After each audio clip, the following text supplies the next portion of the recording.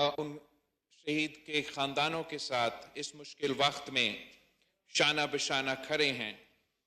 یہ ان کا خون they were not killed in the course of war, جناب اسپیکر. یہ شہادتیں were a direct result of the brutal aggression demonstrated by India. ہم اس پہ کیا کہہ سکتے ہیں جناب اسپیکر؟ کون رات کے اندھیرے میں حملے کرتے ہیں؟ چور رات کے اندھیرے میں حملے کرتے ہیں، بزدل رات کے اندھیرے میں حملے کرتے ہیں. اگر ان میں ہمت ہوتا تو وہ دن میں آ کے اعلان جنگ کرتے ہیں، وہ ہمارے سپاہیوں کے آمنا سامنے کرتے، ہمارا افواج کا آمنے سامنے کرتے. مگر ان بزدلوں نے رات کے اندھیروں میں نہتے بچے کو نشانے بنائے ہیں. اس پر کہا نہ صرف ہم مذمت کرتے ہیں، پوری دنیا اس کا مذمت کرتے ہیں. جناب اسپیکر، دہشت گردی کے یہ رٹ ہم کب تک سنیں گے؟ دہشت گرد ہے اور پوری دنیا مان لے. 2 ہفتے سے پاکستان یہ جھوٹے بے بنیاد الزامات سنتے رہے.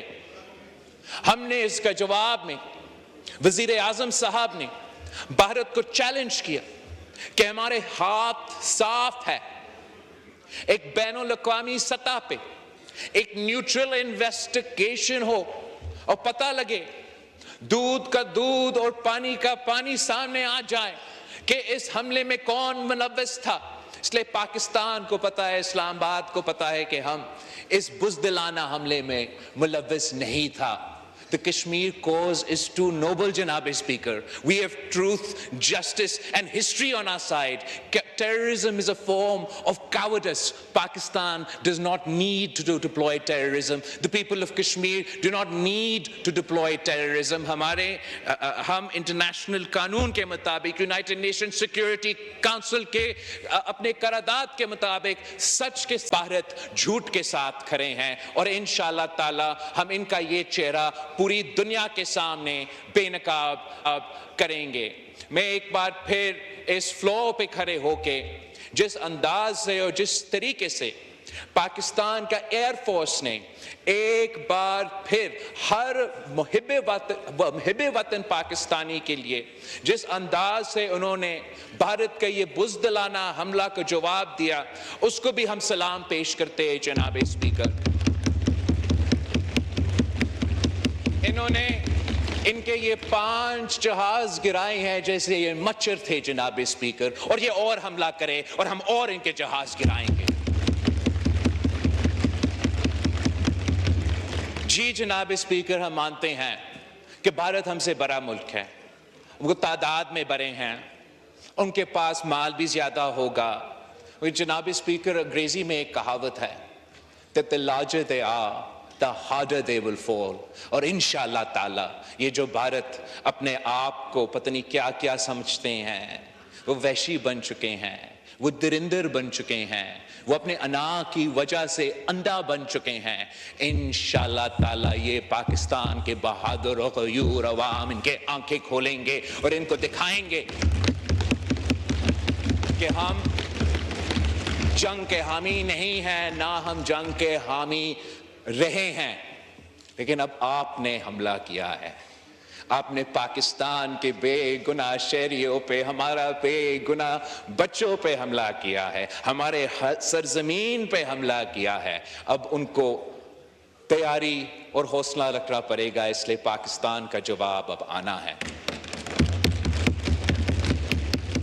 رات کے اندھیرے کی نہیں، کسی جھوٹ کی بنا پہ نہیں، انٹرنیشنل قانون کے مطابق، یونائٹڈ نیشنز چارٹر کے مطابق پاکستان کے پاس یہ حق ہے کہ جہاں بھی جیسے بھی ہم اس حملہ کا جواب دے سکتے ہیں. اگر یہ حکومت کا فیصلہ ہے، ان کو یہ پتہ ہونا چاہیے کہ چاہے ہم اس طرف کھڑے ہیں یا ہم اس طرف کھڑے ہیں، ہم سب تمام صوبے، ہر پاکستانی، وزیر اعظم شہباز شریف صاحب اور ہمارے افواج پاکستان کے ساتھ